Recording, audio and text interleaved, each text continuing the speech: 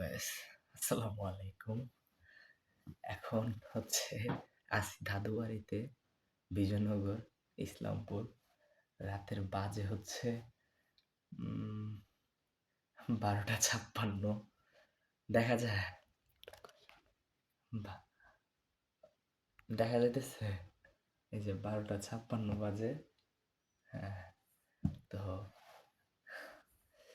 আর আহ রাত্রেবেলা যখন দুইজন থাকি আড্ডা দিতে দিতে এমনিতেই রাত চলে যায়।